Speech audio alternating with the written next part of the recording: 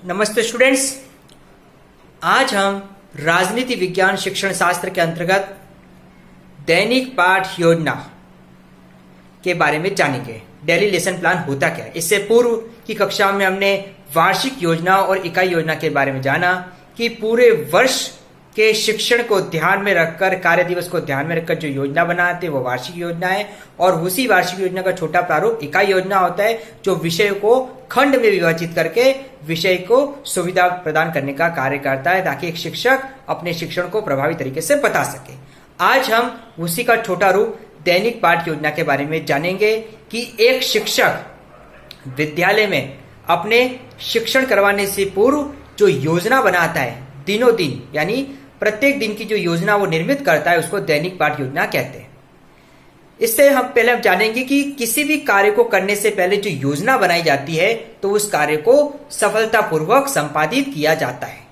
तो उसी को आधार बनाकर हम शिक्षण में भी इस योजना को लागू करते हैं कि शिक्षण करवाने से पूर्व यदि शिक्षक कक्षा में जाने से पूर्व की स्थिति के बारे में अवगत होकर एक योजना क्रमबद्ध रूप से बनावे और उसी योजना के अनुसार अपना अगर शिक्षण कार्य करेगा तो वो अपने शिक्षण को बेहतर ढंग से पूर्ण कर सकता है। और अपने शिक्षण में किन आवश्यकताओं को ध्यान रखना है, कौन से उद्देश्यों को पूर्ण करना है, छात्रों की मनोदशा को किस तरह से ध्यान करना है, इन सब पहलुओं पर ध्यान केंद्रित करके अपने शिक्षण को प्रभावी और सफल बना सकता है। और आज के शिक्षण की मांग और आज के शिक्षण को सफल बनाने के लिए हम दैनिक पाठ योजना को एक बेहतर ढंग से संपादित कर सकते हैं। इसलिए बीएड स्टूडेंट्स को प्रशिक्षण के दौरान पाठ योजना निर्माण और पाठ योजना के द्वारा कक्षा में शिक्षण किस तरह से करवाया जाता है इसके बारे में अवगत कराया जाता है, इसका ज्ञान प्रदान किया जाता है।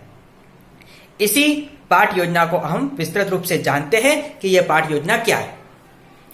दैनिक पाठ योजना, डेली लेसन प्लान के बारे में हमने जाना कि ये क्या होता है कि आप प्रत्येक दिन की जो योजना बनाते हो और उसी योजना के अनुसार कक्षा में शिक्षण कार्य करते हो वो आपके दैनिक पाठ योजना के अंतर्गत आता है। अब हम इसके प्रकार को जानेंगे। दैनिक पाठ योजना 4 प्रकार की होती है: व्यापक पाठ योजना, सूक्ष्म पाठ योजना, लिखित पाठ योजना, अलिखित पाठ योजना। व्यापक पाठ योजना के अंतर्गत जो संपूर्ण 35 से 45 मिनट की संपूर्ण कालांश के लिए जो योजना बनाई जाती है, जिसके अंतर्गत उद्देश्य, प्रस्तावना, जो कथन होता है और सहायक सामग्रियों को ध्यान में रखकर मूल्यांकन प्रश्न तक जो संपूर्ण योजना कक्षा कक्ष शिक्षण के लिए बनाई जाती है वो व्यापक पाठ योजना के अंतर्गत आती है। एक बीएड छात्राध्यापिका या छात्राध्यापक द्वारा एक कक्षा के अनुसार जो योजना बनाई जाती है विद्यालय में जाने से पूर्व वो दैनिक पाठ योजना में आता है। तो यह है आपकी दैनिक पाठ योजना जिसको हम लेसन प्लान भी कहते हैं। अब आता है दूसरा सूक्ष्म पाठ योजना जिसको माइक्रो टीचिंग कहते हैं। सूक्ष्म पाठ योजना जिसमें व्यापक पाठ योजना के अंतर्गत जो पहलू आते हैं, जो प्रस्तावना आती है, व्याख्यान आती है, श्यामपट्ट कार्य आता है, ये सब को हम सूक्ष्म पाठ योजना में सीखेंगे, जिसके छोटे छोटे खंडों में विभाजित करके उसको 5 से 10 मिनट में सीखने का प्रयास करते ताकि उन पहलुओं में हमारी कमांड बन सके और उन पहलुओं को सीखकर हम व्यापक पाठ योजना को विस्तृत रूप से सीख सके। तो सूक्ष्म पाठ योजना में हम प्रस्तावना से लेकर श्यामपट्ट, प्रश्नोत्तर और व्याख्यान, इन सब पहलुओं का खंडों में अध्ययन करते, उनको 5 से 10 मिनट के प्रयास में सीखने का कोशिश करते हैं। तीसरी बात है लिखित पाठ योजना। लिखित पाठ योजना में एक शिक्षक कक्षा में शिक्षण कार्य करने से पूर्व अपनी डायरी के अंदर लिखित रूप से जो योजना बनाता है और उसी के अनुसार कक्षा में अपना शिक्षण कार्य करता है वह लिखित पाठ योजना में आता है। अगला है अलिखित पाठ योजना। ये उस शिक्षक या शिक्षण के लिए आता है जो काफी अनुभवी है और समय अभाव के कारण वो अपने मस्तिष्क में एक प्रारूप बना देता है और उसी प्रारूप के अनुसार अपने 35 से 40-45 मिनट के कालांश में अपना शिक्षण कार्य करवाता है। ये एक लचीली प्रक्रिया है जिसमें वो अपने विवेक और अपने अनुभव के आधार पर परिवर्तन भी कर सकता है। तो ये हमने जाने पाठ योजना के प्रकार। अब हम जानते हैं पाठ योजना निर्माण के आधार, इसका बेस क्या है, इस पाठ योजना निर्माण का क्या आधार है। पहला है कक्षा कक्ष परिस्थिति। कोई भी पाठ योजना बिना कक्षा कक्ष परिस्थिति को जाने बिना निर्मित नहीं हो सकती। कक्षा कक्ष का वातावरण, कक्षा कक्ष में बच्चों का किस तरह से आधार है, बच्चे किस परिस्थिति परिवेश है, इन सब बातों का ध्यान रखना पड़ता है। प्लस कक्षा कक्ष में आप किन सहायक सामग्री का यूज करना चाहते हो, क्या वो सहायक सामग्री कक्षा कक्ष के अनुसार सही है, ये सब पहलुओं को ध्यान में रखकर पाठ योजना का निर्माण किया जाता है। अगला है वातावरणीय कारक। वातावरणीय एनवायरमेंट की शहरी वातावरण है, ग्रामीण वातावरण है, कस्बी, इन सब वातावरण के अनुसार जो विद्यालय होते हैं उस विद्यालय की वातावरण के परिवेश के अनुसार पाठ योजना का निर्माण किया जाता है। जैसे शहरी वातावरण है, शहरी विद्यालयों में ज्यादातर सुविधाएं उपलब्ध होती है, तो उन सुविधाओं के फायदा उठाकर आप तकनीकी के रूप में भी अपनी पाठ योजना निर्मित कर सकते हो। लेकिन ग्रामीण परिवेश में अगर वो सुविधा नहीं है तो आप उस तरह की पाठ योजना निर्मित नहीं कर सकते। अगला है मनोविज्ञान का ज्ञान। मनोविज्ञान अर्थात बालकों की मनोदशा का ज्ञान। बालक की मनोदशा कैसी है, बालक किस परिवेश से, इस परिस्थितियों को जानना मनोविज्ञान में आता है। यानी बाल केंद्रित, बच्चों को समझना, बच्चों की मनोदशा को समझना। इसको अगर हम अच्छे से समझ लेंगे तो हम एक अच्छी पाठ योजना निर्मित कर सकते हैं। क्योंकि कक्षा कक्ष में सभी स्तर के बालक होते हैं, निम्न बुद्धि से लेके उत्कृष्ट बुद्धि तक के बालक होते हैं, तो इन सब की मनोदशा को ध्यान होना एक शिक्षक और एक शिक्षक प्रशिक्षक दोनों के लिए आवश्यक होता है। तो मनोविज्ञान का ध्यान रखकर पाठ योजना का निर्माण किया जाना चाहिए। अगला है आधुनिक शिक्षण तकनीकी तथा उनके प्रयोग। अगर हमको कोशिश करनी चाहिए कि पाठ योजना में आधुनिक शिक्षण का समावेश हो, तकनीकी तथा उनके प्रयोग का भी समावेश किया जाना चाहिए। आप कंप्यूटर्स के द्वारा, आप किसी नवीन आधुनिक तकनीकी के द्वारा आप अपना शिक्षण कार्य में इस योजना का निर्माण कर सकते हैं। तो ये दैनिक पाठ योजना के प्रकार और इस योजना के निर्माण के आधार के बारे में हमने जाना।